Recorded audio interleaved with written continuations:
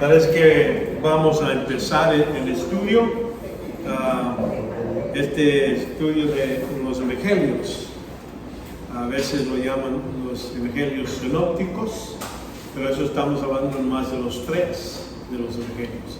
Juan es otro evangelio, pero la razón que no se incluye es porque está escrito mucho más tiempo después. En el tiempo de 30, 80, 90, algo así, es donde ellos piensan que escribió y tiene más amplio, y vamos a ver las distinciones entre los evangelios.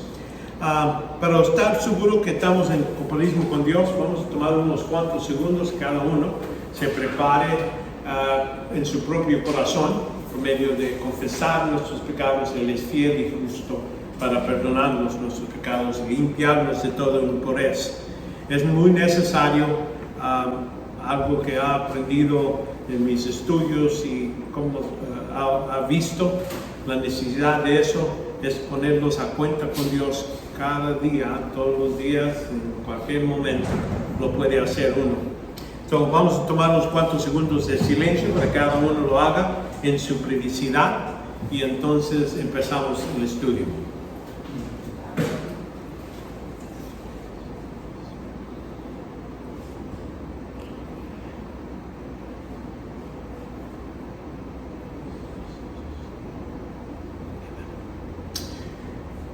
Gracias, Padre, te damos gracias por este tiempo. Pedimos que tu Santo Espíritu sea con nosotros para poder comprender y entender tu palabra. En el nombre de Jesucristo lo pedimos. Amén. Si quieres las notas, aquí están enfrente.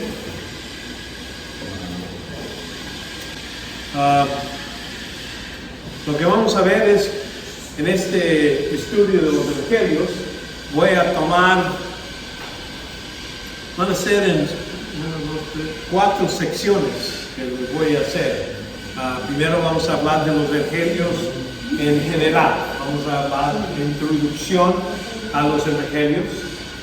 Entonces, ya después de eso vamos a ver la teología de los evangelios, porque lo quiero tratar un poquito diferente, con más detalles. Y si tenemos tiempo, ahí tengo 2 apéndices.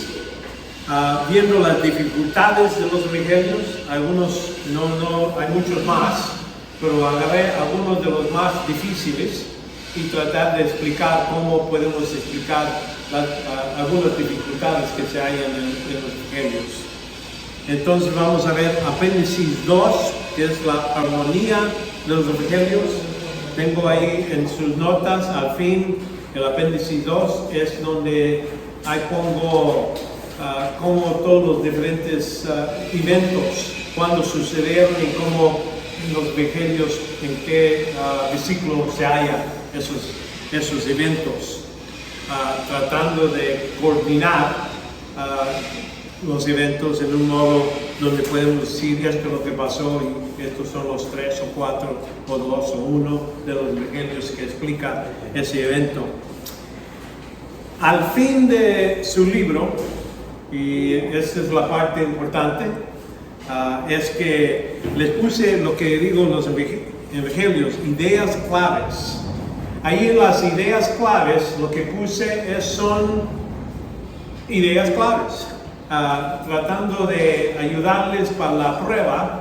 Lo que voy a hacer, porque viendo todo este material, pensé que les voy a dar todas las preguntas que les puedo hacer. Bueno, no lo pongo con preguntas de verdadero y falso. Ahí están todos verdaderos. Ahí todo lo que puse ahí es verdadero. Lo que va a pasar es voy a agarrar uno, los 15 o de cada de esas preguntas o de las ideas, y se lo voy a poner en la prueba para decirme verdadero o falso. ¿Me entiendes? Por ejemplo, si ahí pongo los evangelios están escritos por 4 apóstoles, ahí puedes decir, bueno, si es verdadero, pues es verdadero. Si dices falso, no, aquí dice que, bueno, y si dice, si es falso, entonces ahí pones falso, pero ahí van a tener las preguntas, cada una de las ideas de ahí voy a sacar las pruebas. ¿Ok?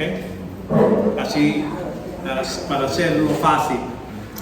La siguiente cosa es, ahora es el 7-26, ¿verdad? De septiembre 26, es la primera clase. Vamos a tener pruebas, lo que es el 8, agosto 9, agosto 30 y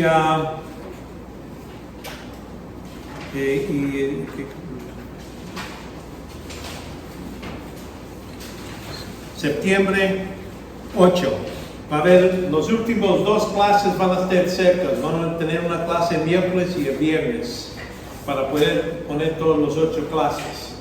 Por eso vamos a tener al fin, para esa semana, la última semana va a haber 2 clases, uno miércoles y uno viernes, para tener los 8 clases completas. ¿Ok? 2 semanas? 2 días en una semana. La última semana. ¿Ok? Se lo voy a pasar esto informes por el correo electrónico para que sepan lo que vamos a hacer. Ahora, si el significado, vamos a ver que los evangelios es la continuidad del Antiguo Testamento, no es algo separado. Mucha gente piensa que el Antiguo Testamento habla de un Dios bien duro y todo eso, y piensa que son algo separado. Algunos han separado y dicen, nomás vamos a enseñar lo que es el Nuevo Testamento. Pero hay que reconocer que el Antiguo Testamento está escondido, el Nuevo Testamento está escondido en el Antiguo Testamento. El Nuevo Testamento es, en el Nuevo Testamento, el Antiguo Testamento se puede revelar. Hay muchos detalles que están aquí en el Antiguo Testamento que no se explica, no se entiende, pero el Nuevo Testamento lo explica.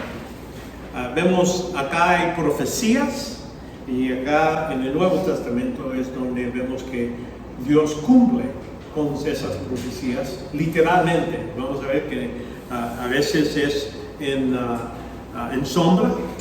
Vemos que a veces hay cosas que están dicho y en sombra se ve que está cumplido, pero no se cumple hasta el fin del tiempo a veces, ¿verdad? Y entonces se ve como que si hay dos tiempos de cumplimiento. Uno es parcial, y lo que voy a decir, bajo sombra, y entonces el futuro.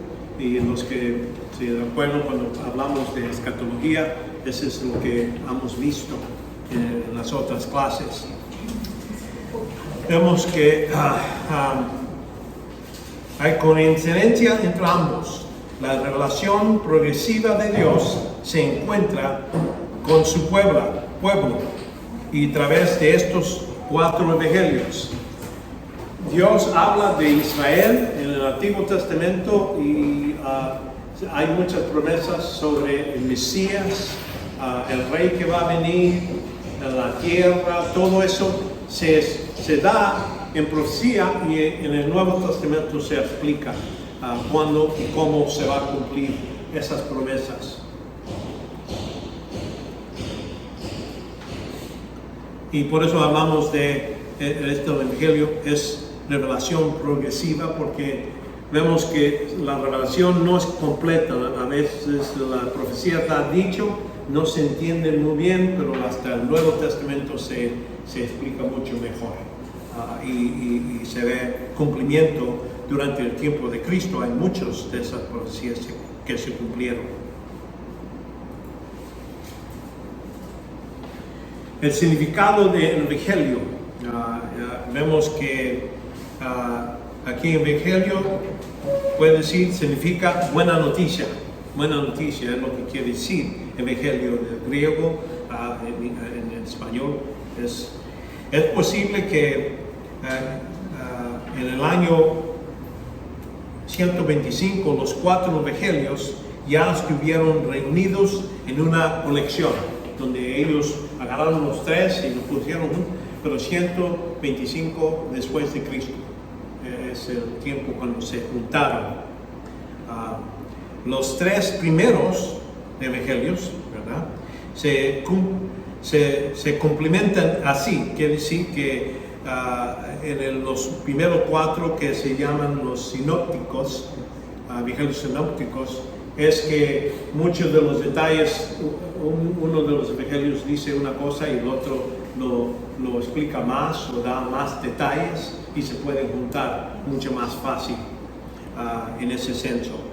Y estos tres juntos se complementan con lo último evangelio de Juan. Juan parece que ya sabía los tres, los tenía, podían leerlos y tenerlos, y él a veces pone otros eventos que no se hallan en los otros y no muchas veces repiten muchos de los eventos de los primeros tres. En el Nuevo Testamento, Evangelion, aparece más de 70 veces esta palabra Evangelio, ¿verdad? Siempre se refiere a la buena nueva de lo que Dios ha realizado por medio de Jesucristo. Con frecuencia afirma que el Nuevo Testamento diseña el mensaje mismo, nunca usa un registro del mensaje, excepto en Marcos 1:1, donde habla que este evangelio lo usa en ese sentido. Cuando habla de buena noticia, está relacionado con el mensaje de lo que dice Jesucristo sobre y Juan el Bautista y los discípulos que deben de anunciar, pero en ese senso. Vemos en lo que es el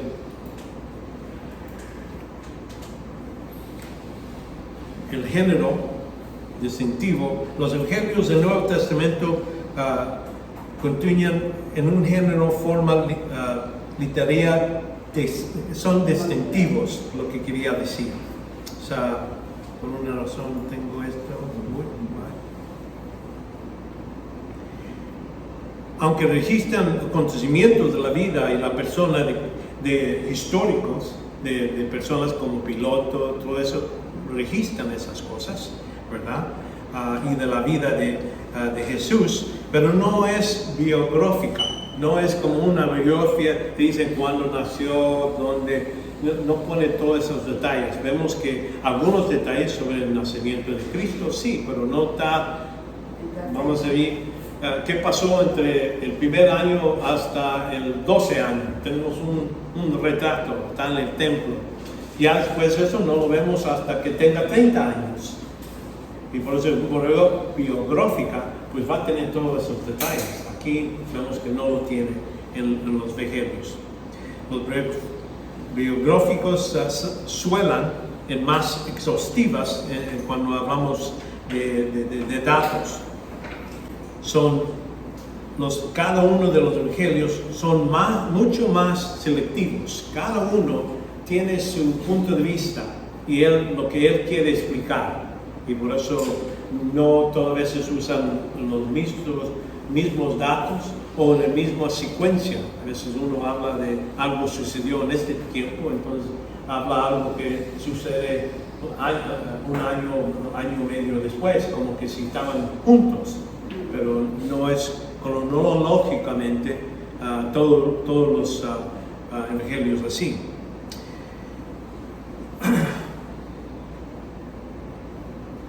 Pasan por alto los primeros 30 años de la vida de Cristo. Como digo, nomás se menciona cuando era niño y cuando tenía 12 años se menciona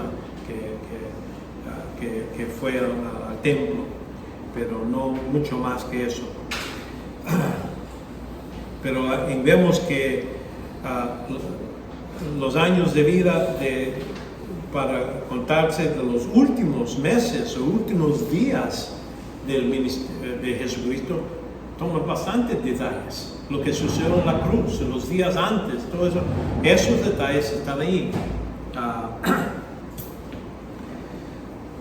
Vemos que aquí, por ejemplo, no describen el aspecto físico de su vestimiento, cómo se vistió Cristo, esos detalles no están ahí.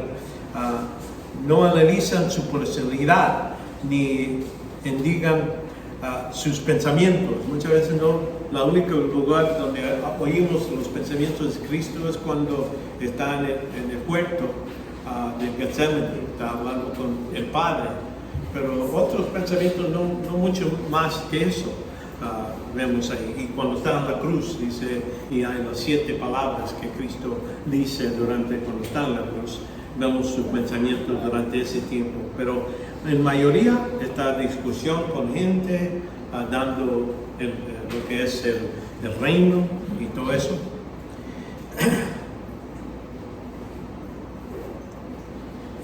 Vemos que, como les dije, exponen los hechos históricos relativos a la persona y la obra de Cristo, pero no necesariamente en orden cronológico. Y por eso a veces gente dice, mira, la Biblia está en error, tienen aquí que esto pasó, entonces esto pasó, pero vemos acá que es algo diferente. Pero la razón que lo hacen es para nomás dañar y decir que no quieren creer en la Escritura. Es que ellos no reconocen, entienden que cada escritor tiene su método, su énfasis que él quiere hacer, y para él no era tan importante poner esto cómo pasó cronológicamente cada cosa. Su intención era preservar y comunicar la historia, el plan del Redentor de Dios en la vida, ministerio, la muerte y resurrección de Jesús de Nazaret. Sus relatos fueron llamados evangelios por la iglesia porque registran el fundamento y lo que es las buenas noticias nuevas, ¿verdad? Evangelio del poder del Salvador de Dios en la persona y la obra del Hijo encarnado. Ahí es el propósito, y por eso digo, no podemos decir esto es así como cualquier otro libro. Génesis, por ejemplo, ahí sí vemos, esto pasó el primer día, segundo día, tercer día, entonces José fue aquí, ahí vemos cronológicamente qué pasó uno detrás de otro, pero en Evangelio, por eso decimos, es algo separado, diferente, y no eran cartas. El Nuevo Testamento casi la mayoría es una carta de Pablo, de Santiago, son cartas, de Juan, son cartas, pero los evangelios es algo muy diferente. Vamos a ver el propósito de este mensaje. Vemos que específicamente los escritores de los evangelios fueron impulsados por el doble motivo y objetivo. Primero, los evangelios tienen una tarea misionera, ¿okay? Para ayudar a la gente que vengan a los pies de Cristo. Entonces, quiere decir, los detalles y cosas que están escritos es para ese propósito. Eran proclamación de la buena nueva y de la redención de Cristo Jesús, ¿verdad? Están preocupados en despertar y fortalecer la fe del cristiano para poder decir, ya conozco quién es Cristo, qué hizo. Para eso muchos de estos detalles están ahí, para que otros también puedan llegar a conocerle. Los relatos y las enseñanzas, por ejemplo, que Jesucristo hace, son cosas que se ponen ahí para que entiendan qué quería comunicar Dios al hombre. Los milagros eran necesarios para dar un retrato verdadero, para demostrar por el carácter, por las cosas que Cristo hizo, para poder decir, aquí está el mensaje y aquí está el mensajero. Dice, si no crees por mis palabras, cree por medio de las enseñas que les ha demostrado las razones. Por eso Cristo no vino a sanar al mundo de enfermedad y todo eso. Lo hizo.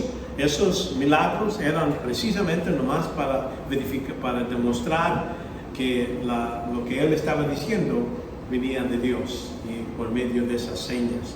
Por eso vemos a Nicodemo, viene por noche y dice, sabemos que tú vienes de Dios por medio de los que estás haciendo, ¿verdad? También los evangelios cumplen el objetivo de función como apologética, ¿verdad? En el ministerio de la iglesia hacia al mundo que no es cristiano. Los que escuchan la proclamación del evangelio se hacen preguntas sobre la persona y la obra de Jesucristo. Estos relatos responden a esas preguntas. Es para cuando estás hablando de Jesucristo, te da suficiente evidencia para demostrar que Él es el Mesías que debían de estar esperando. Número 3 es Dios cumple literalmente su palabra. Es muy necesario. Vas a ver esa misma, esto se cumple lo que se ha dicho por el profeta, y eso se repite varias veces. ¿Por qué? Porque era necesario demostrar que el Antiguo Testamento no es un libro que lo puso a un lado, o que Cristo vino a quitar la ley. Él vino a cumplir la ley en ese modo. Y vemos se compone material de las citas del Antiguo Testamento, casi 300 referencias a los textos del Antiguo Testamento, y esos aparecen en esta sección de los evangelios. Sin contar los pasajes que están escritos que a veces no dicen palabra por palabra lo que estaba escrito, pero las ideas, se componen unas ideas del Antiguo Testamento, y cuando se está diciendo que así como Dios quería su plan y lo cumple.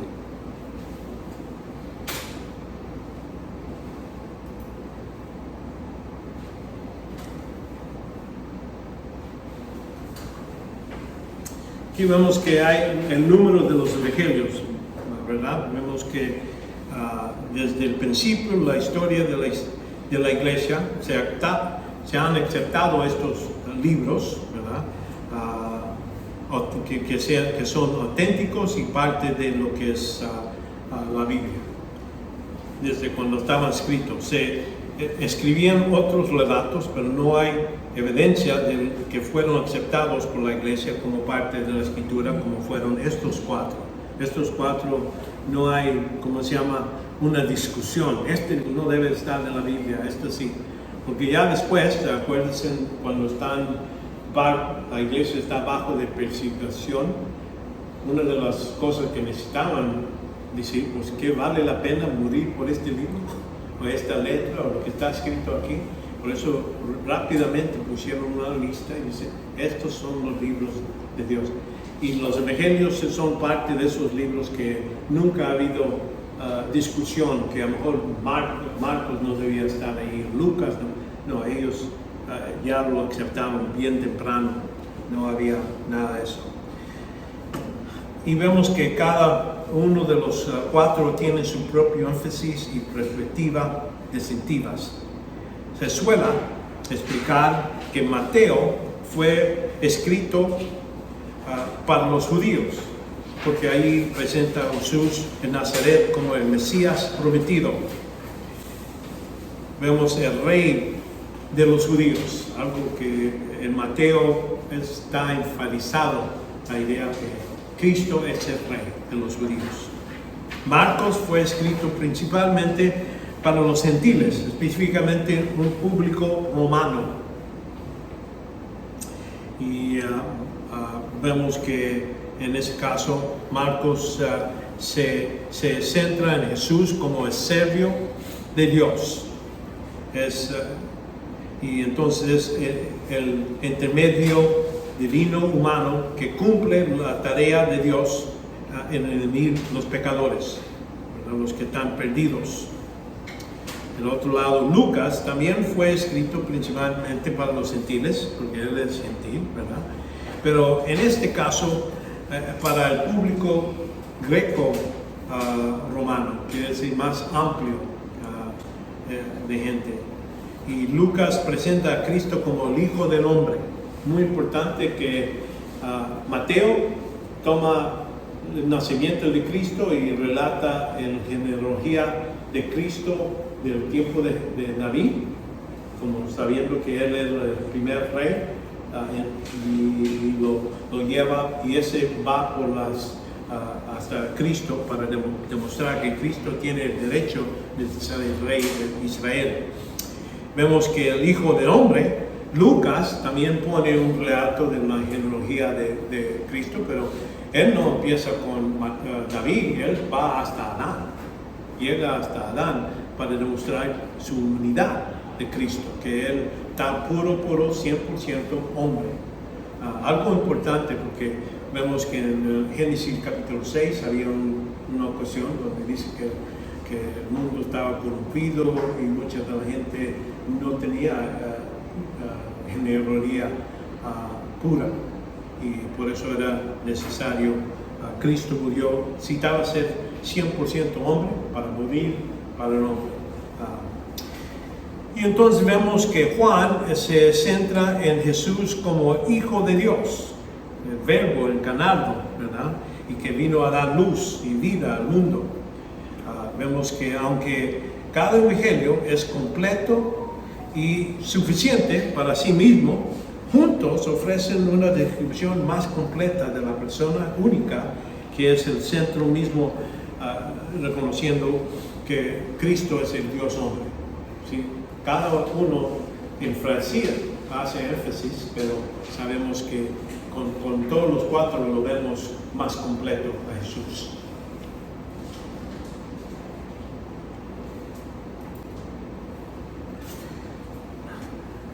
Vemos que hay un problema, hay problemas de lo que es el sinóptico.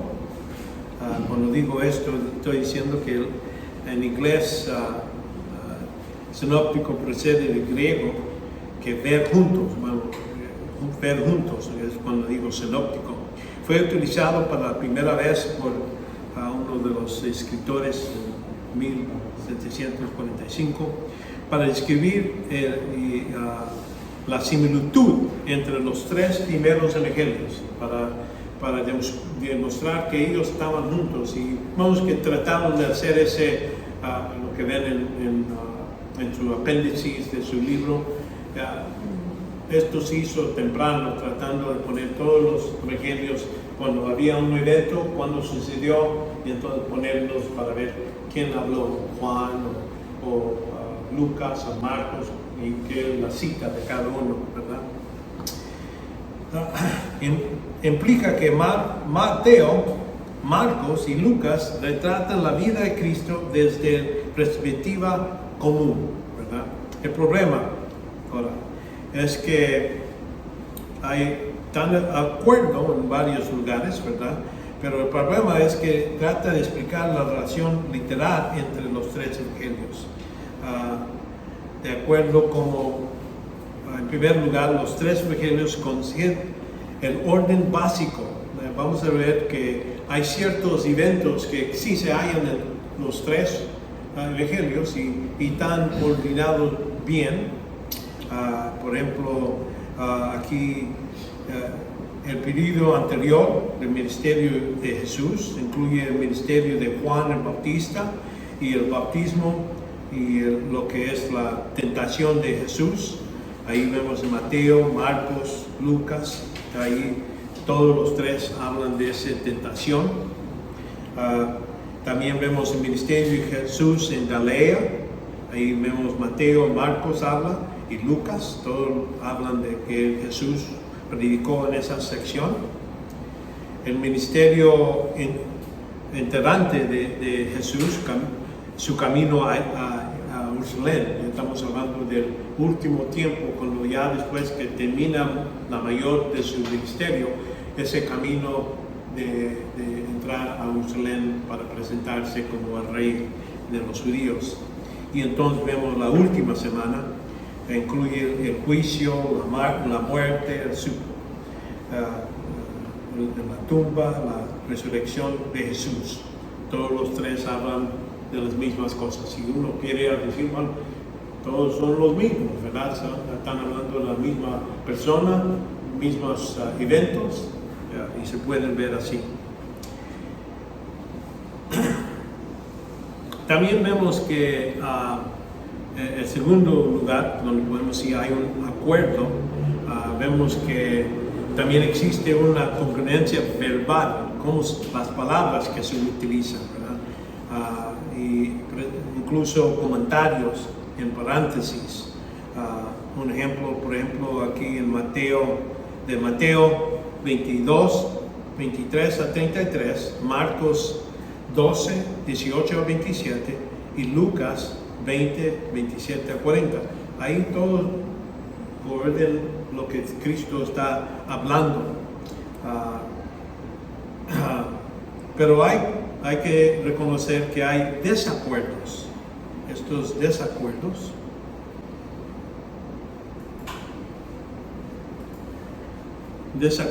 de lo que se puede hallar, por ejemplo. En primer lugar, cada uno de los sinópticos contiene material que es propio, quiere decir, no se halla. Uno de ellos tiene este evento, pero los otros no, ¿verdad? Y vemos que, por ejemplo, cada uno contiene conocimientos, discursos que no se encuentran en los otros. Solo Mateo recoge la evidencia de Pedro caminando sobre el agua.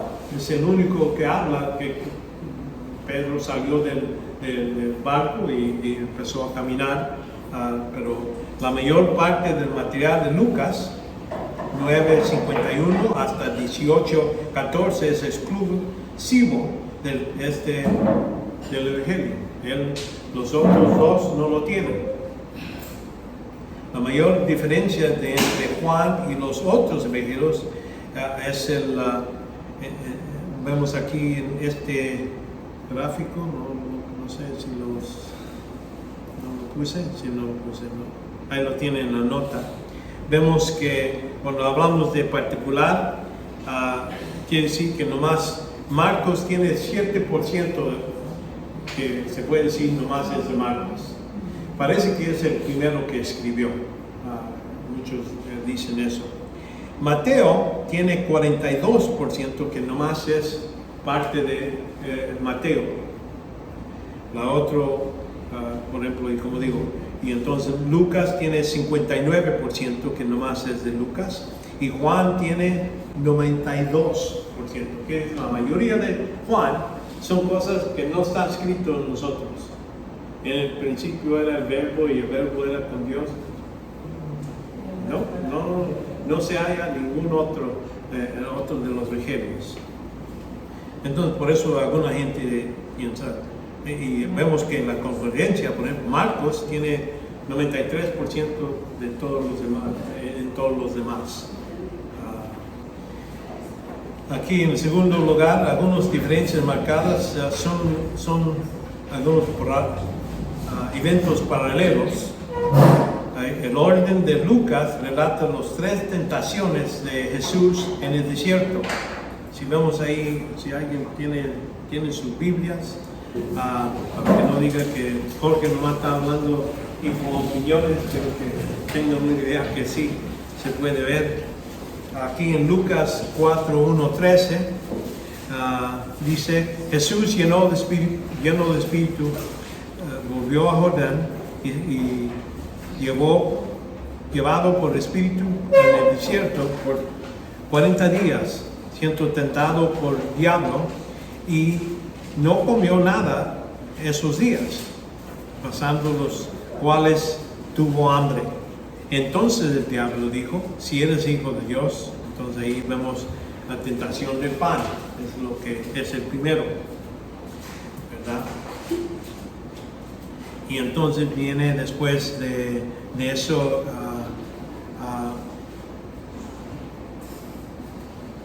llevándolo a la altura, el diablo, ya después de esa tentación le lleva. Lucas, ¿cuánto leyó ahorita?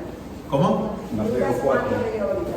Mateo 4. Lucas 4:1-13 es lo que lee. ¿Okay?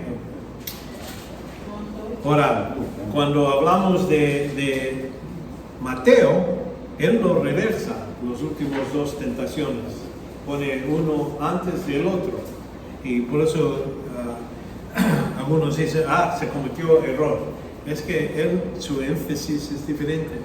Así como cuando ustedes ven un accidente en la calle, pues cada uno está en diferente lugar, está pensando de otra cosa, y dice, sí, había un automóvil que estaba ahí corriendo por ahí, creo que era negro. El otro dice, no, era blanco, era gris. Bueno, es que como la luz estaba en diferente nivel, ¿verdad? Uno dice es gris, pero negro. Entonces, en ese senso, lo mismo, estos son, y esto les da a nosotros más confianza, que estamos hablando de gente que vio, que está relatando los detalles como él lo vio, y él tiene la énfasis diferente, es todo. Y vamos a ver otro tipo de cosas que así son, que vamos a hablar después, cuando hablamos de las dificultades. Entonces también en el relato de la curación del serbio de cinturón, Mateo parece indicar que el cinturón presentó personalmente su petición a Jesús. En Mateo 5 a 13 habla como que si el cinturón estaba ahí enfrente. Cuando vemos en Lucas, parece que mandó a gente a hablar a Jesús, y por medio de sus serbios le dice que no vengas a mi casa, yo no soy digno que vengas a mi casa, y todo eso. Bueno, acuérdense, no sé si ustedes conocen un ejército, si un comandante le manda a su capitán, yo quiero que vayas a hacer esto. Él le dice al soldado, ve para cumplir esta tarea. Entonces lo que pasa, ¿qué pasa? Ese soldado dice, el comandante me mandó, porque este es orden del comandante. En el mismo modo, cuando eso es un detalle que uno puede decir, bueno, cuando Lucas está escribiendo, él está diciendo, sí, le da los detalles que precisamente pasó. El otro nomás está dando generalmente un cinturón, pidió que venga a sanar a su ser. ¿Me entiendes? Eso no quiere decir que está en error. Está diciendo, Mateo no le importa que había serbios que fueron a decirle. Él nomás está reportando un cinturón, pidió que venga a sanar a su ser. ¿Me entienden? Entonces, eso es algunas dificultades que gente viene. Entonces, los detalles del nacimiento de Jesús, como les dije antes, en Mateo 1, habla aquí y ahí habla de él, pero aquí en versículo 20 dice, José, hijo de David, no de más. Aquí cuando decimos hijo de David, no está diciendo que David, su propio hijo, en relación, en la línea de David, en ese modo. Está reconociendo, en el griego no hay palabra por su anciano, más dice padre, uno de tus descendientes anteriores, en ese senso. Y en ese caso también, como digo, él está enfatizando el derecho de Cristo de ser el rey, de tener el derecho de ser rey. Entonces está alineándolo con David. Cuando hablamos de Lucas, él está relacionando que Cristo era hombre, y por eso él lo relaciona hasta Adán. Y vemos que cuando uno lee cada uno quién es el papá de quién, y al fin pone aquí que era hijo de bueno, en tercer lugar, ciertos discursos, acontecimientos se encuentran en contextos diferentes.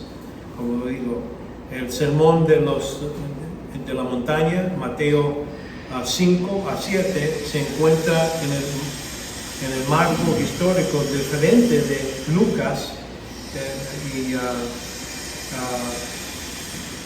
11, 1, 4, porque ahí se menciona como que sí sucedió en diferentes tiempos. Y como les digo, no estaba tan interesado en la cronología, está poniendo los eventos como él dice, esto va a enfatizar este punto que tenía Mateo y Lucas diferentes. Bueno, después de cuando hablamos de estas diferencias, hay que reconocer que el rol del Espíritu Santo, cuando el Espíritu Santo es el que está escribiendo la Escritura, Él está escogiendo qué evento y cuándo lo ponga. Entonces no más es que Juan dijo, bueno, yo nomás voy a escribirlo así como yo quiero. Hay que reconocer que el Espíritu Santo lo está poniendo y vemos que en cada vez que vemos que el Espíritu está involucrado, Él a veces escoge cosas y digo, yo no lo iba a escribir así, pero Él lo pone ahí porque ahí tiene su propósito. Un ejemplo que puedo pasar del Antiguo Testamento, por ejemplo, vemos que Abraham fue y ofreció a Isaac como Dios le demandó, mata a tu primogénito, el que tú amas, ¿verdad? Le dice, y va y lo presenta y está listo para matarlo y todo eso, y de repente el ángel viene y lo para y vemos que si vemos en Génesis ahí sigue y dice ya después de este evento, ya cuando bajan del monte, dice que Abraham bajó el monte y regresó a la casa y dice, yo veo ese pasaje y digo, ¿y Isaac? ¿Qué pasó? Porque uno dice Abraham y Isaac regresó. No se menciona. ¿Sabes cuándo se menciona a Isaac otra vez? La siguiente vez en el libro de Génesis. Es cuando viene Rebeca, su esposa. Ya estamos hablando de un hombre ya después que le viene a casarse. Entonces ahí hay un espacio que el Espíritu Santo dijo, voy a demostrar qué está pasando. Es el tiempo como en el tiempo de la iglesia, ¿verdad? Vamos a reconocer que ahí el Espíritu Santo estaba demostrando que Isaac es como Jesús, murió así en ese momento, fue sacrificiado, listo para morir en la cruz y todo eso, y no va a regresar hasta cuando viene de regreso, cuando ya viene su esposa para recibirlo. Un tipo, exactamente. Y por eso digo, son cosas así que cuando uno piensa que hay errores, muchas veces es mejor investigar. ¿Por qué lo puso ahí? ¿Por qué está escrito en este tiempo y no en otro? Pero creo que ese es el modo que Dios, Espíritu Santo, estaba escondiendo ciertas verdades para nosotros después. Al comienzo dijo, el muchacho y yo volveremos. ¿Cómo? Al comienzo dijo Abraham, sí. El muchacho y yo volveremos. Sí, él lo dijo, ya estaba seguro lo que iba a suceder. Y dice en Hebreos que él puso a pensar, dijo, si aunque lo mate, Dios necesita resucitarlo otra vez para poder cumplir con su palabra. Porque él dijo que por medio de Isaac iba a bendecir a todo el mundo. Si yo lo mato, necesita resucitarlo. Dios, su promesa va a ser cumplida. Y por eso dice que no se turbió. A veces vemos esa película. ¿Podría ser un acto de fe? ¿Eh? Podría ser un acto de fe de que Dios sí. nos va a dejar actuar, y podría ser también un acto de resurrección. Sí, para eso era, para demostrar que la fe de Abraham ya estaba fuerte, ya no estaba débil en su fe en el Señor que iba a cumplir. Ahora, conclusión, ahora, la historia de Dios. Aquí es donde vamos a investigar poco sobre cuando suceden los hechos cuando suceden los hechos que están escritos en los evangelios. Vemos eso durante la vida terrenal de Cristo, desde 6 antes de Cristo hasta 30 después de ser. Ahora uno dice, ¿cómo que es eso?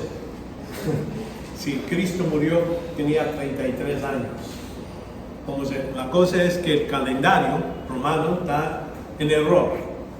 Y por eso gente ya después, cuando ven que, por ejemplo, cuando murió Herodes, él murió después de tratar de matar a Jesucristo cuando él nació.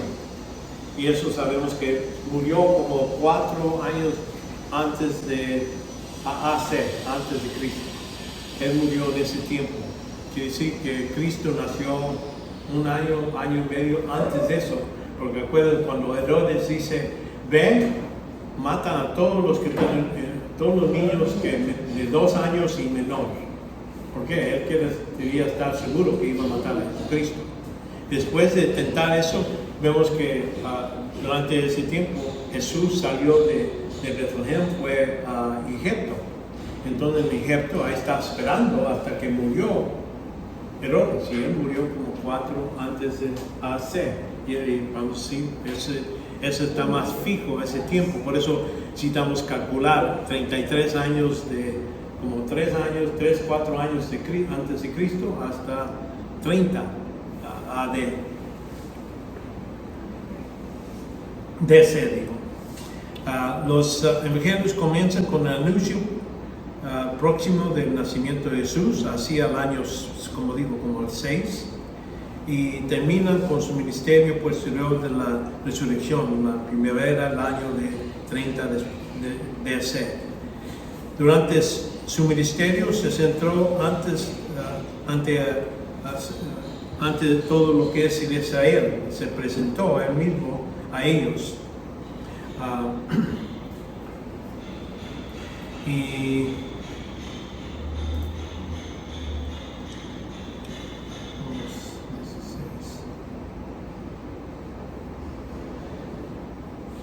aquí como dice Romanos, porque no me avergüenzo del evangelio, pues es el poder de Dios y para la salvación de todos los que creen, de judío primeramente. Entonces lo que estoy diciendo, cuando vemos los evangelios, se concentra el ministerio de Cristo a los judíos, no a gentiles, a judíos. ¿Por qué? Era parte del plan de Dios. Dios escogió Israel y dice, a ellos se lo va a presentar primero. Y uno dice, ¿por qué? Es que es Dios. Él decidió demostrar su misericordia a gente que son tercos, duros de corazón, todo eso, para demostrar su misericordia. Si escogía a otra, a lo mejor escogía a nicaragüenses, entonces sí teníamos más problemas, ¿verdad? No, pero hay que reconocer que Dios escogió a ese grupo para demostrar su misericordia a los que no merecían. Y así podía demostrar ese tipo de misericordia que Él expresa a todos. Y se abre después, pero durante el tiempo de Cristo es dirigido a judíos. Podemos decir los evangelios, los 4 libros, lo que está escrito ahí, generalmente no es para nosotros, no es para la iglesia. La iglesia no se halla en los evangelios, no está ahí. Se menciona, en esta roca voy a estabilizar mi iglesia. Pero aquí está hablando del futuro. No vemos que también en pocos días, o le dice a sus discípulos antes de irse, voy a mandar el Espíritu. En ese tiempo, ahorita el Espíritu está con nosotros, pero va a estar en vosotros en poco tiempo. Y Él está hablando de Pentecostés, el tiempo cuando la iglesia empieza. Por eso la mayoría, el mensaje, todo lo que está en los evangelios está dirigido a los judíos y vamos a ver más detalles, pero la idea es que ahí es donde Él está presentándose como el rey. Le está ofreciendo lo que Dios le ha prometido.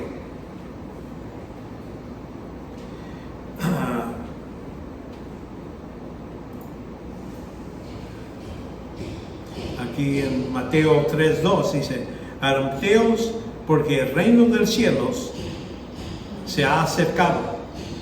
¿De quién está hablando? A los judíos. Que cuando Cristo no se comprometió a ser rey de todos los gentiles, dice el rey de los judíos, es para cumplir.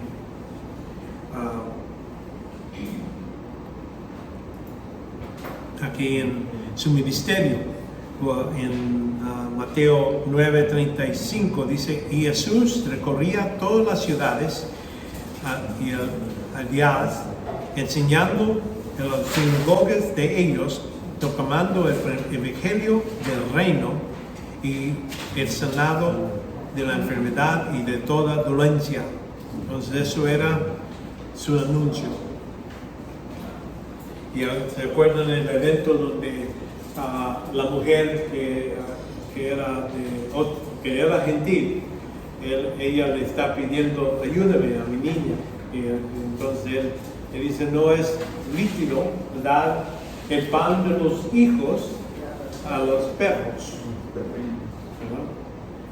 ¿Por qué hace esa distinción? Es que él está diciendo, no es el tiempo.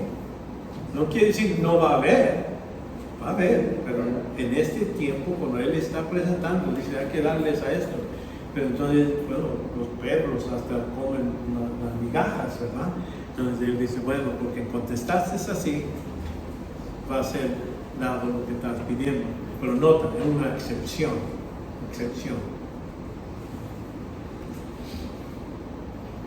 Y varios lugares, aquí Marcos 1:15, y diciendo, el tiempo de cumplimiento y el reino de Dios se ha acercado, a arrepentiros y creer en el evangelio. ¿Cuál evangelio?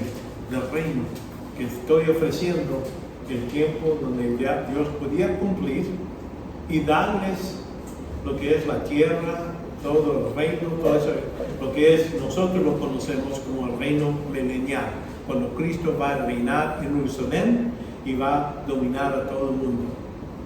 Es lo que, y los judíos y hasta sus discípulos esperaban que eso es lo que iba a suceder hasta los últimos días. Hasta el último día, hasta ya después que murió, dijo, bueno, entonces ya no va a hacerlo, no se va a cumplir.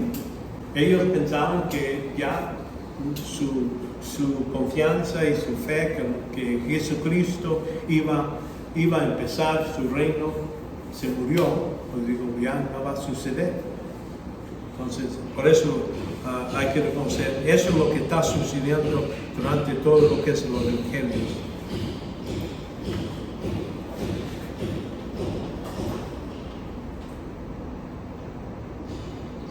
Y vemos que en el libro de Hechos todavía se sigue hablando del reino. Ya después que empezó la iglesia, todavía se está predicando el reino. Y eso está todavía hablando de el reino milenial de Cristo. Vamos a ver el libro de Hechos, es una transición. Está pasando aquí, empieza la iglesia en capítulo 2 y también todavía sigue la proclamación a los judíos para el reino, pero ya con la AD 70 viene, se termina, ya perdieron la tierra, ya no hay ciudad, no hay templo, no hay nada de eso que podía, vamos a decir, entenderse que Dios iba a empezar al reino. Y eso dice que lo va a poner al futuro.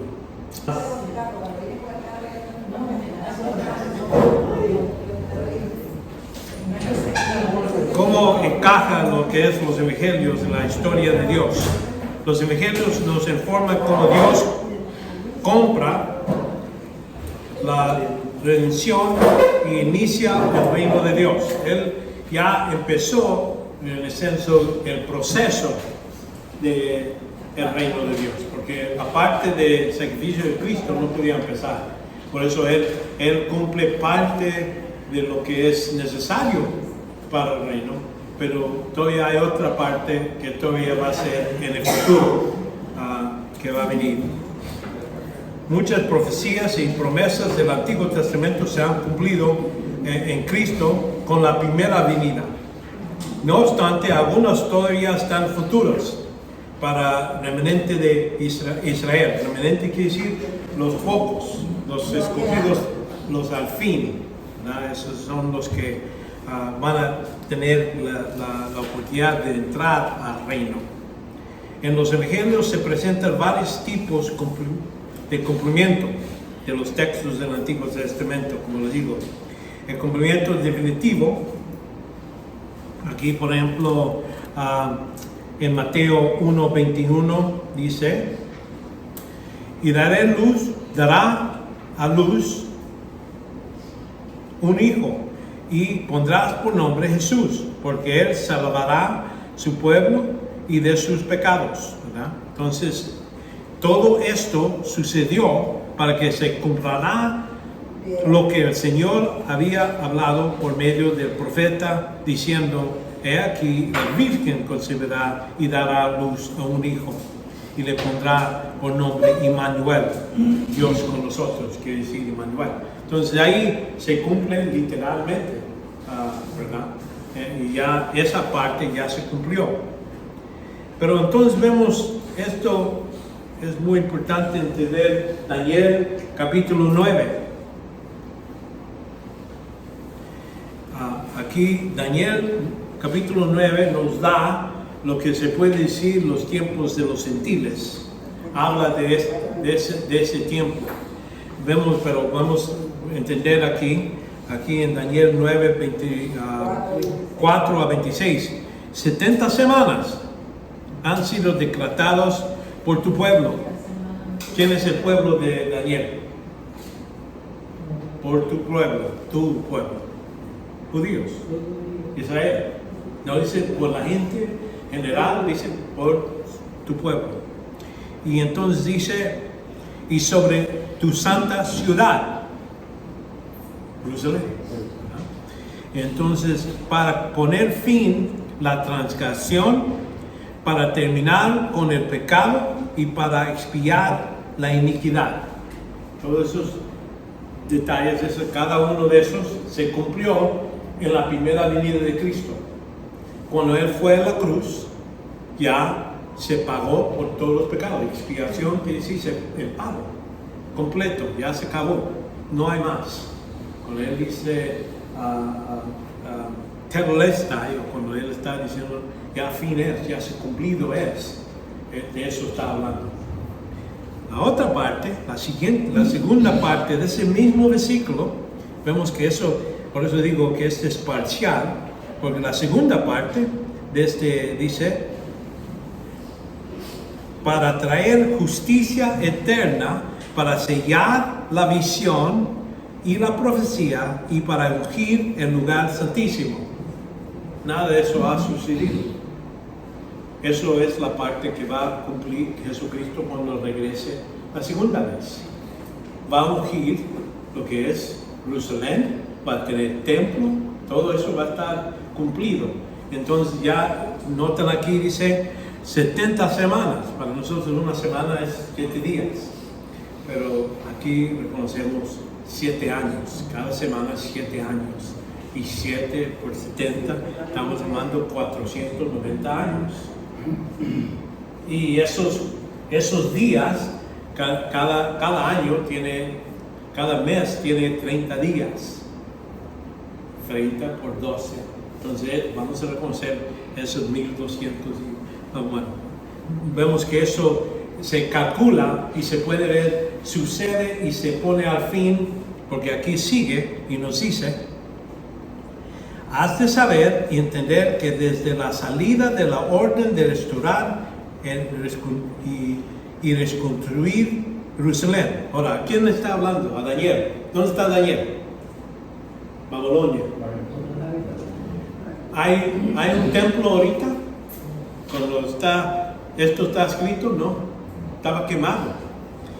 Sabemos que Nabucodonosor vino como 600 años antes de Cristo, agarró a Daniel y otros jóvenes, y después, como unos 15 años después, regresó dos veces. Otra vez regresó, aplastó uno de la rebelión de unos de los reyes de los judíos.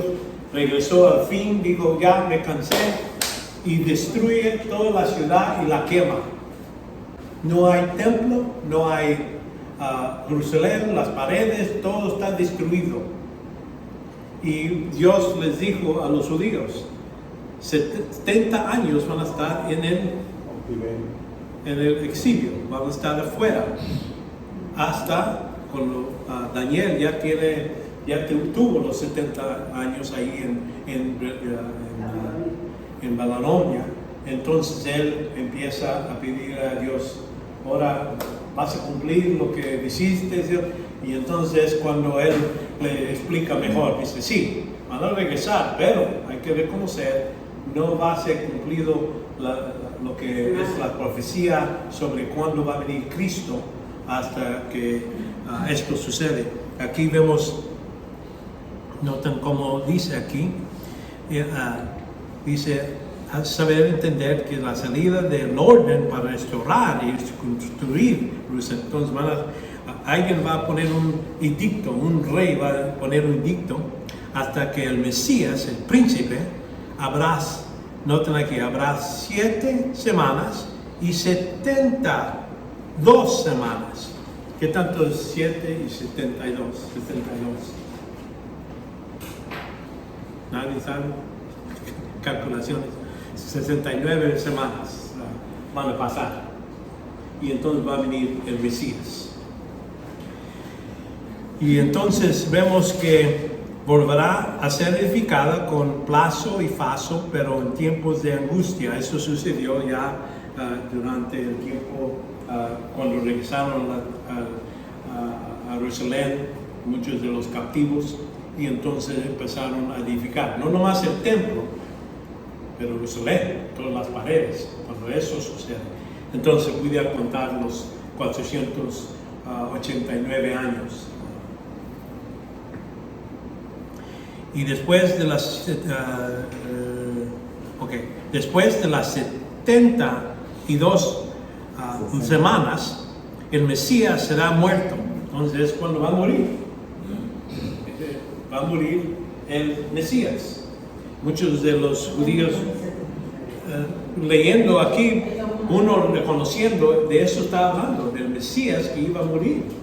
Va a venir y va a morir. Y eso sucedió al fin, la misma semana que vino, se presentó como rey. En unos días pocos, para el siguiente fin de semana, ya está muerto y está en la tumba y está resucitado el siguiente domingo, ¿verdad? Pero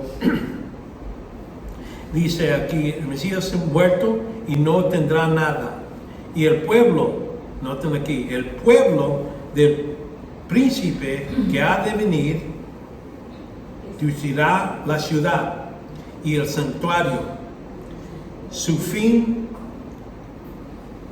vendrá con indignación hasta que el fin habrá guerra y la desolación están determinadas. Entonces ya quiere decir, aunque este príncipe, noten aquí dice el pueblo del príncipe, que es los romanos, ese es el pueblo del príncipe, pero el príncipe mismo, él va a venir, va a destruir otra vez,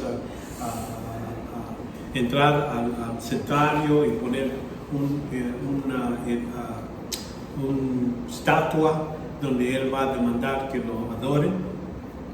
Y así, aquí en versículo 27 nos da ese detalle, dice, y hará un pacto firme con muchos por una semana, pero en la mitad de la semana pondrá fin al sacrificio y ofrenda de cereal.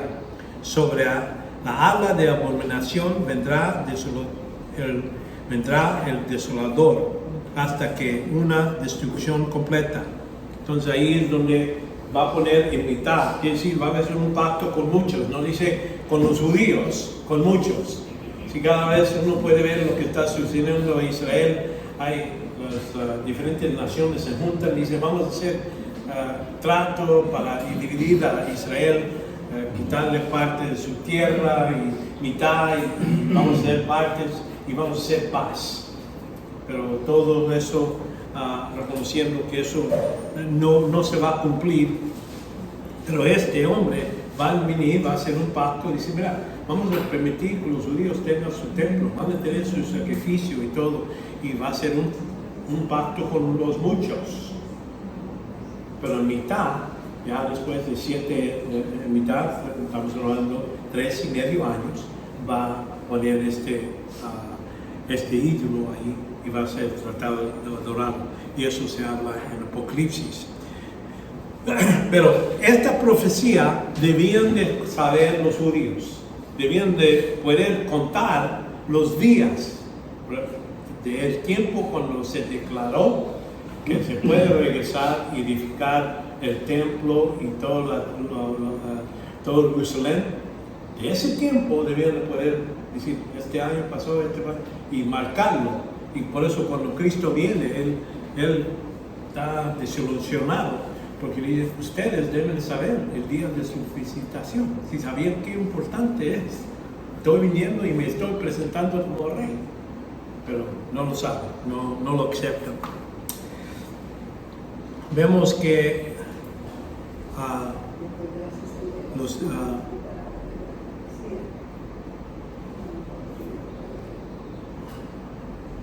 evangelios nos informan que Dios vemos dije ahora, pero todavía no, parcial. Vemos, por ejemplo, en Mateo 11,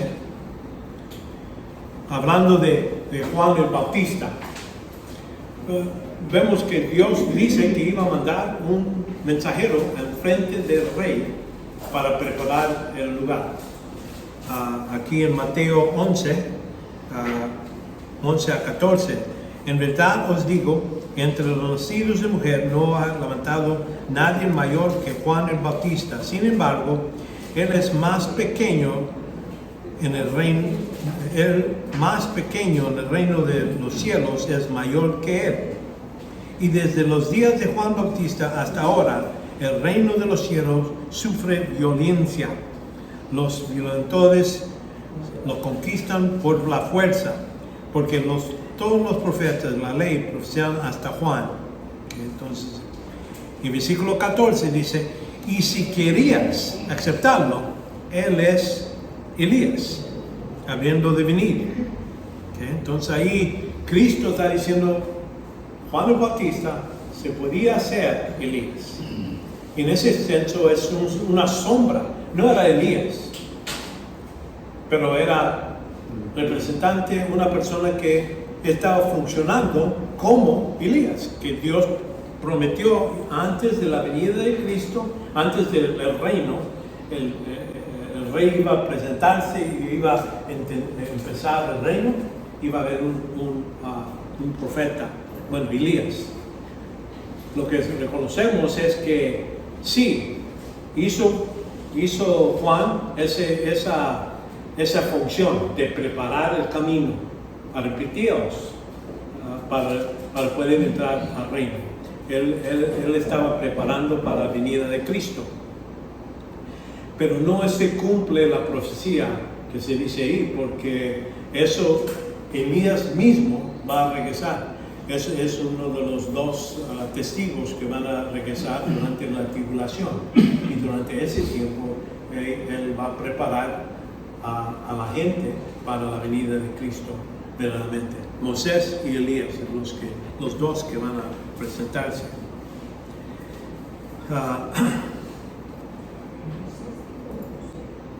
Pero Juan mismo, Bautista, decía, ¿eres Elías? No, yo no soy Elías. Él mismo dijo eso. Quiere decir, él conocía su trabajo, pero no era el cumplimiento completo de lo que estaba escrito en la Escritura, que él no era Elías para ya empezar el reino. Él está presentando al rey. Ahora quedó que los judíos necesitaban aceptar el rey. Y entonces podía empezar el reino. Okay. Y por eso le llamo profecías que ahora está hecho, pero todavía no, todavía falta lo que es realidad. Vemos que la dispensación, Jesús vivió durante la dispensación de la ley. Cuando Él vino, Él todavía estaba bajo de la ley, por eso Él cumplió la ley, no lo puso a un lado. Y este tiempo de la dispensación de la ley empezó con Moisés y continuó hasta la muerte en la cruz, cuando Él cumplió el antiguo pacto. Porque acuérdense, cuando Él está dando la Santa Cena, Él habla que hay un nuevo pacto en mi sangre. Entonces ese nuevo pacto tiene que ver con lo del futuro. Nació bajo de los requisitos de la ley. Aquí, como dice en Galatas, capítulo 4:5. Pero cuando vino la plenitud del tiempo, Dios envió a su Hijo, nacido de mujer, nacido bajo la ley, ¿verdad? A fin de que redimir a los que estaban bajo la ley, para que sean redimidos la adopción de hijos. Entonces es el propósito que Cristo vino bajo la ley, cumplió totalmente, no había ningún detalle que la ley demandaba que Él no cumplió. Y aquí, como dice Él mismo, en versículo Mateo 5:17, no penséis que he venido a abolir la ley o los profetas. No ha venido para abolir, sino para cumplir. ¿Okay? Todo lo que era necesario. Entonces también vemos que está en este tiempo donde Cristo estaba aquí en la tierra. Jesús vivió durante el tiempo de los gentiles, que comenzó con la época del imperio babilónico. Allí cuando vemos la estatua, capítulo 2, Él está hablando de todo el tiempo de los gentiles, desde Babilonia hasta el último, que es en el tiempo del Apocalipsis, cuando nosotros vivimos en tiempos de los gentiles. Aquí en versículo 32-31 dice: tú, oh rey, tuviste una visión, y aquí había una gran estatua. Esa estatua era enorme y su brillo extraordinario.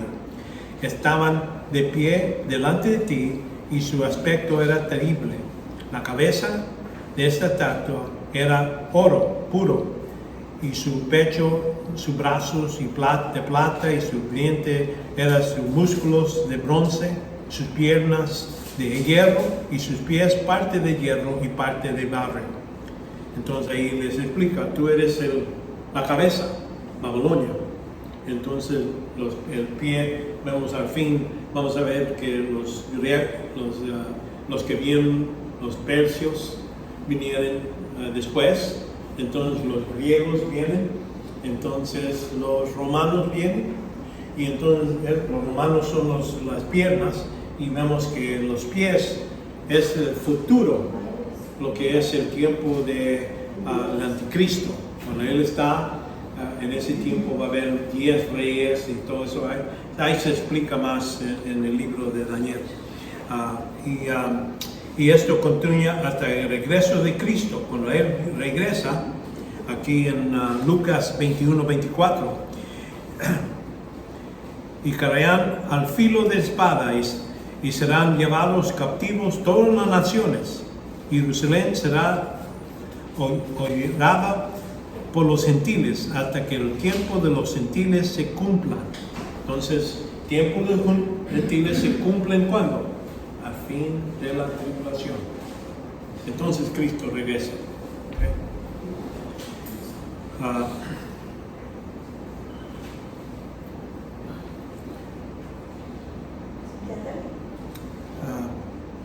Sí, no voy a... Entonces aquí vemos los tiempos gentiles, los eventos anteriores. La razón que hago esto es para que vean cuando estamos estudiando un libro, un texto, debemos de ver en qué dispensación estamos, en qué está sucediendo antes y después, para darnos el contexto propio, porque si no, muchas razones que mucha gente se equivoca en la interpretación es porque no hacen este tipo de entendimiento, estudio. Vemos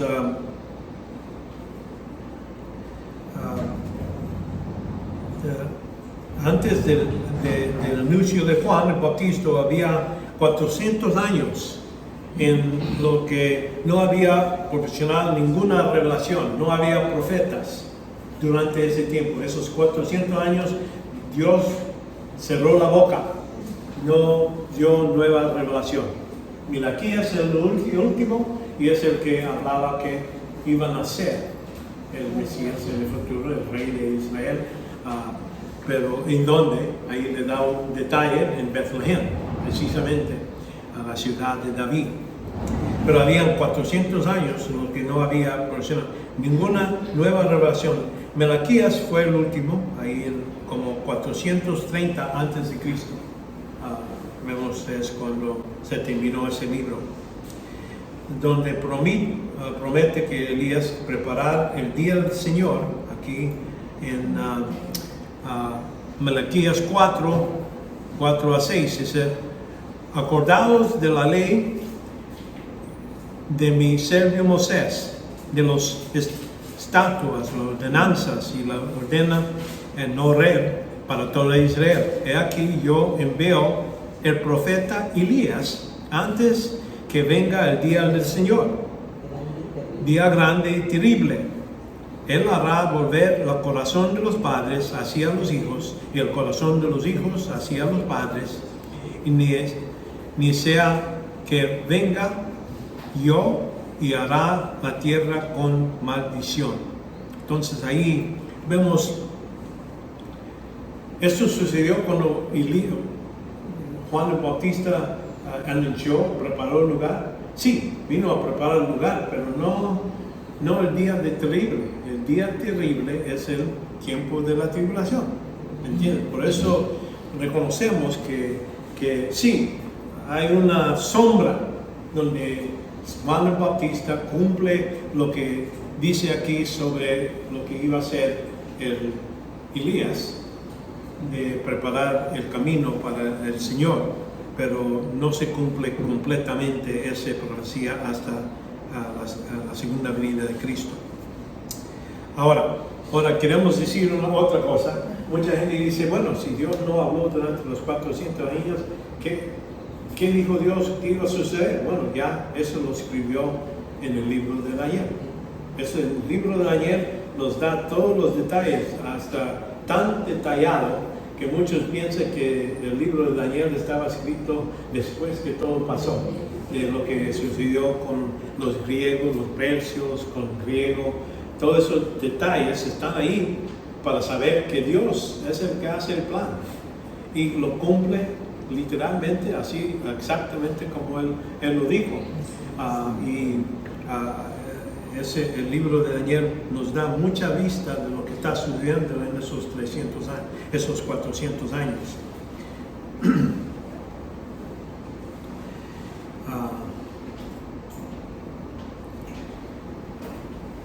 Vemos que ya después, vemos de eventos posteriores, lo que pasa después, tras la muerte de Cristo, la resurrección, la dispensación de la iglesia empieza con la venida del Espíritu Santo en el día de Pentecostés, ahí en Hechos capítulo 1, lo que Jesucristo prometió y se cumple en capítulo 2. Por lo tanto, viene una rapto con respecto a la función de la ley, una raptura, quiere decir, la ley se paró cuando la iglesia empezó. Vamos a decir, Cristo murió en la cruz, cumplió todo lo que era necesario. Entonces, de ese momento, la ley se para en la dispensación. Se mete lo que es la iglesia, la dispensación de la iglesia.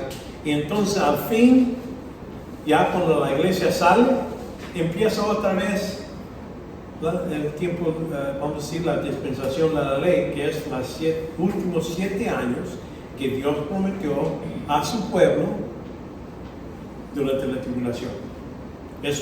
Por eso empieza otra vez, empieza la tribulación nomás con incrédulos. Y entonces empieza a trabajar con los judíos otra vez. Y por eso salen los 144,000 judíos, de los 12,000 de cada tribu, para evangelizar la tierra. Por eso hay 2 judíos testigos, Moisés y Elías, para preparar el camino del Señor. Entonces es lo que podemos ver. Nosotros, la dispensación de lo que es, los evangelios están en la dispensación de la ley. Todo lo que está escrito ahí. Entonces por eso hablando como que si el reino todavía es parte de lo que es la ley, porque está prometido a los judíos y durante los 7 años judíos son los que van a promulgar lo que es el evangelio a todo el mundo. La ley totalmente abolida como medio de comunión. Ya la ley para nosotros no estamos en la dispensación de la ley, estamos en la dispensación de la iglesia.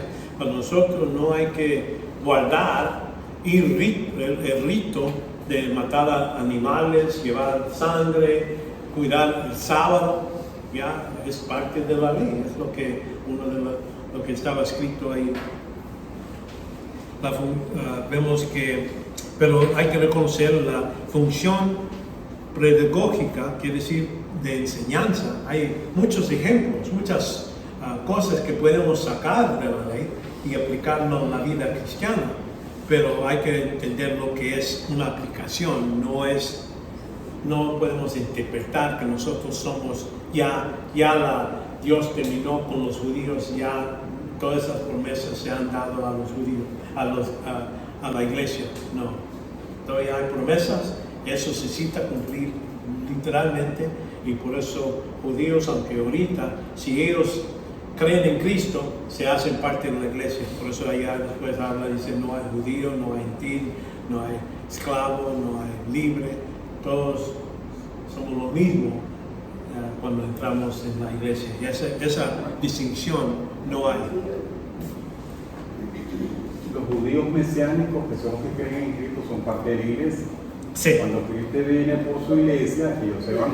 Ellos se van, Y preguntes esto: en el reino milenial, que se va a cumplir al pueblo de Israel, sí, las promesas, ¿qué pasa con esos judíos mesiánicos? Bueno, vamos a reconocer, eran parte de la iglesia y eso nunca cambia. Esa categoría, ya que entran a la iglesia, ya la distinción se borra. Los judíos, que vamos a decir antes de la iglesia, ellos tienen sus derechos y van a tener tiempo en el milenio. Los que se nacen otra vez durante la tribulación, algunos van a ser judíos y algunos van a ser gentiles, esa distinción se mantiene. Y entonces cuando entra el milenio, lo mismo, todas veces va a mantenerse esa distinción para siempre. Para otros grupos fuera de la iglesia. Pero en el caso de la promesa que hay para Israel, se cumple con los fieles, los sí, que escapen de la gran tribulación de los sí, judíos y sí, se arrepientan. Sí. Entonces, a ellos se va a cumplir esa promesa. Ellos van a poder entrar al reino, pero con sus cuerpos naturales. Sí, sí. Sí, sí. Muy cierto. Ok. Ya con eso.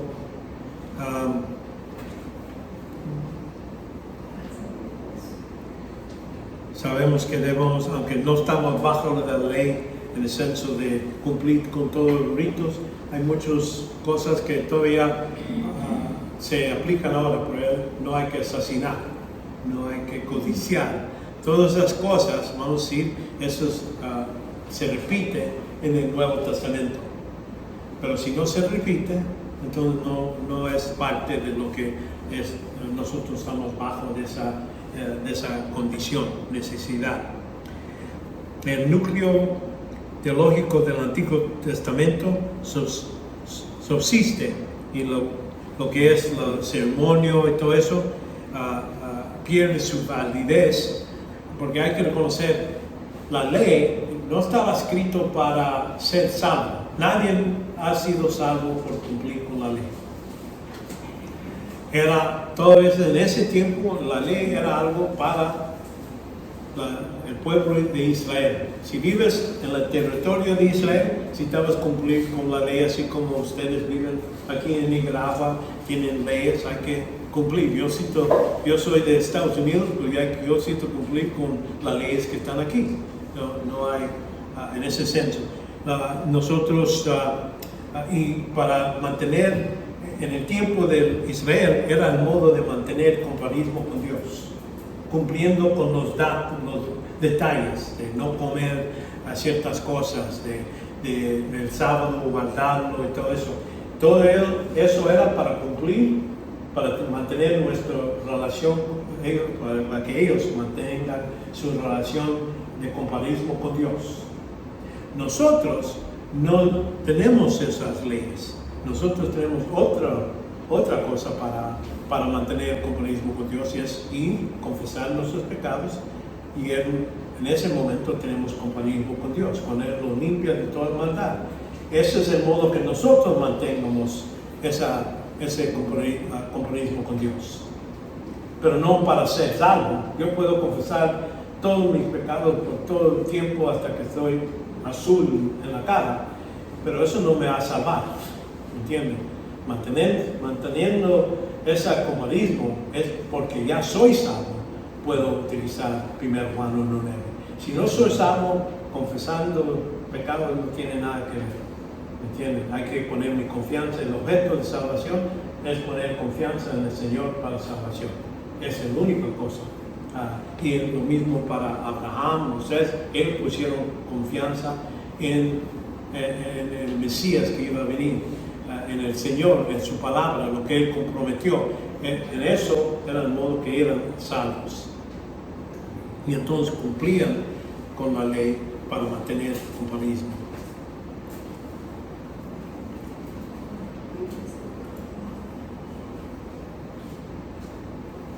Aquí, por ejemplo, en Colosenses 2, capítulo 2, 16 y 17, por tanto, que nadie se constituya en vuestra juez con respecto de comida, de bebida, o en cuanto día de fiesta, o luna nueva, o día de reposo, cosas que solo son sombra de lo que ha de venir, pero el cuerpo pertenece a Cristo. Entonces ahí está haciendo Pablo una distinción. Es guardar el sábado, por ejemplo, y por eso digo, estoy hablando de los adventistas que dicen hay que guardar el sábado porque es parte de la ley y todo eso. Si uno quiere guardar la ley, hay que cumplir toda la ley, no nomás la parte que me guste o lo que es fácil. Y por eso Pablo en Galatas habla de la misma cosa. Si uno empieza con circuncisión, dice, bueno, entonces hay que hacerlo todo, ¿no? ¿Para qué está jugando? Y eso es lo que necesitamos reconocer. Nosotros tenemos ley, debemos de mantenernos ahí, por ejemplo, no ser condiciar, hay que amar a nuestro prójimo, no como nosotros queremos que amen, pero ¿cómo van a saber que soy cristiano? Es como amo a mi hermano, como Cristo nos amó. Como Cristo nos amó, se dio a Él mismo con nosotros. ¿Entiendes? Entonces ese es otro nivel, mucho más alto que lo que dice la ley. Aquí oramos, vamos a orar. Padre, te damos gracias que has seguido bendiciéndonos con tu palabra. Pedimos, Padre, que sigas ayudándonos a entender los evangelios mejor. Padre, ayúdanos a darnos fuerzas, bendícenos, ya que regresamos a nuestros hogares para descansar y darnos salud y todo lo necesario para poder regresar otra vez y seguir este estudio, Padre. para que seas glorificado por lo que piensamos, digamos y hagamos. En el nombre de Jesucristo lo pedimos. Amén. Amén.